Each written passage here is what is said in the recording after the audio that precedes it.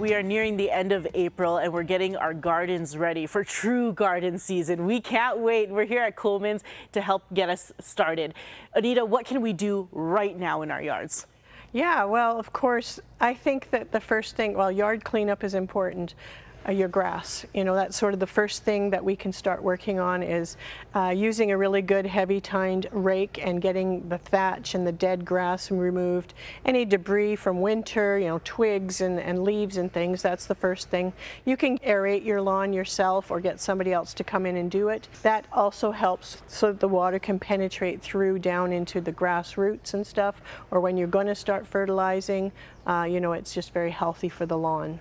My dog is my best friend, but she has left some patches on the grass. What can we do to combat those? So there are products that are dog patch or dog spot eliminators. They usually have a bit of lime in them or something that can neutralize that spot where the urine was so that the grass can then grow back in. If you have bigger spots, there's seed packets that have a bit of mulch and stuff that you can add into those areas, water, and get the new grass to start growing there.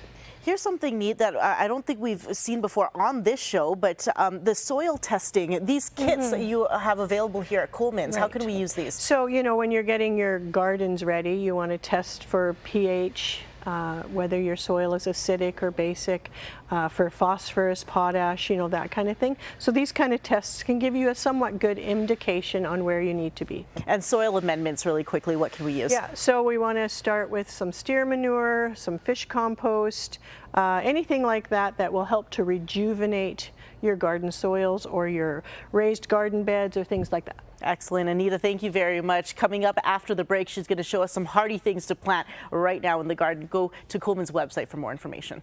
Well, if Corey's forecast is favorable for us, we can start planting some things right away. We're with Anita at Kuhlmann's. Anita, what can we plant right now? Yeah, so as long as the ground is somewhat warm, we sort of say about 5 degrees Celsius or so. A good indication is when you see some little weeds growing in your garden, then usually the ground is warm enough. Things like carrots, radishes, lettuce, those kind of colder crops, those can get planted right now, peas, and that sort of thing. And then of course potatoes and onion sets would be something that could be put into the ground right around the beginning of May. Just make sure that the potatoes you choose have some good growth, some little sprouts on the eyes, and don't plant too deep because it's cold down below. So only go about 4 to 6 inches deep when you're planting, and then when the plant grows, you hill them. You push the dirt up around them. Some of my friends have problems with scabby potatoes, so how can we combat that? Yeah, so usually we try to recommend the garden sulfur that helps to sweeten the soil. So just coat your potato pieces that you're going to plant with the garden sulfur, and that will help. Certain varieties are definitely more susceptible to it than others, so you can always ask the garden center when you're shopping which ones are better. But yeah, it's pretty much foolproof. For things that we've already planted in the ground, such as our perennials, how can we help them out? Yeah, bone meal is a fertilizer that can be incorporated in the springtime. And of course, if you haven't cleaned up the old debris and stuff from your perennials, you can trim that away now in water too. And overnight temperatures are kind of cool, but there are some things we can still have to gussy up the front door. On your doorstep, you can have pansies, tulips, maybe a little lettuce bowl or something.